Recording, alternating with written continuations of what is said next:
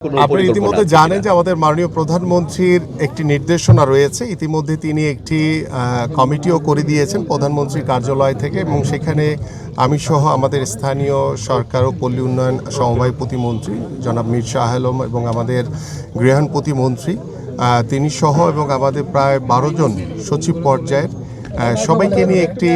সারা বাংলাদেশের, বিশেষ করে ঢাকা মহানগর সহ সারা বাংলাদেশের গ্রামীণ জনপদে কোথায় কোথায় আমাদের খালি জায়গা রয়েছে, কিভাবে আমরা মাঠগুলোকে সংরক্ষণ করতে পারি, কিভাবে আমাদের ভবিষ্যৎ প্রজন্মকে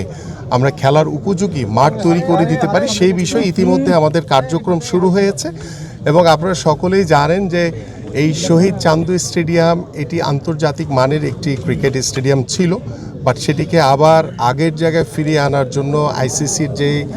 পরিকল্পনা রয়েছে, আইসিসির যে স্ট্যান্ডার্ড রয়েছে, সেই স্ট্যান্ডার্ডকে মেনটেন করে আমরা খুব দ্রুত সময়ের ভিতরে এই শহীদ চান্দু স্টেডিয়ামকে একটি আইসিসি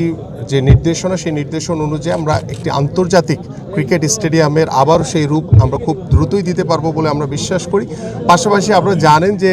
বগুড়াতে কোনো আলাদা কোনো জেলা স্টেডিয়াম নেই, এবং এটি আমি জানি যে বাংলাদেশের একমাত্র জেলা যেখানে কোনো একটি স্টেডিয়াম আলাদা তৈরি করা হয়নি। এবং কেন করা হয়নি দীর্ঘ 17 বছরে সেই ইতিহাসে আমরা যাব না। আমরা খুব দ্রুতই আমাদের মাননীয় প্রধানমন্ত্রী যে নির্দেশনা রয়েছেন যে আমরা 64টি জেলায় আমরা যে স্পোর্টস ভিলেজ তৈরি করব, সেটি প্রথম ধাপে আমরা আমাদের 8টি বিভাগ, পাশাপাশি আমাদের 2টি অঞ্চল রয়েছে ফরিদপুর এবং কুমিল্লা সহ, আমরা এই 10টি জায়গায় আমরা প্রথম যে আমাদের যে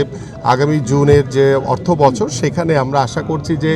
আমরা আন্তর্জাতিক মানের যে আমাদের যে স্পোর্টস ভিলেজ তৈরি করার যে পরিকল্পনা রয়েছে ইনডোর সুযোগ সুবিধা সম্পন্ন, সেটি আমরা রাজশাহী বিভাগেরটি আমরা ইনশাআল্লাহ আমাদের এই বগুড়ায় আমরা নির্মাণ করব। সেই বিষয়ে ইতিমধ্যে আমরা সিদ্ধান্ত নিয়েছি, এবং এই বগুড়ার পাশাপাশি আমরা টোটাল 10টি অঞ্চলে আমরা আমাদের স্পোর্টস ভিলেজ তৈরি করব, এবং সেটি পর্যায়ক্রমে প্রত্যেকটি জেলায় জেলায় নির্মাণ করা হবে। এবং পাশাপাশি 495টি উপজেলায় আমরা মিনি স্টেডিয়ামের আমাদের কার্যক্রম চলমান রয়েছে। আমরা 125টি ইতিমধ্যে হস্তান্তর করা হয়েছে এবং 201টির কার্যক্রম চলমান রয়েছে, এবং থার্ড ফেজেও আমাদের বাকি যে মিনি স্টেডিয়ামগুলো রয়েছে সেগুলোরও কার্যক্রম আমরা দ্রুতই শেষ করতে পারবো ইনশাআল্লাহ।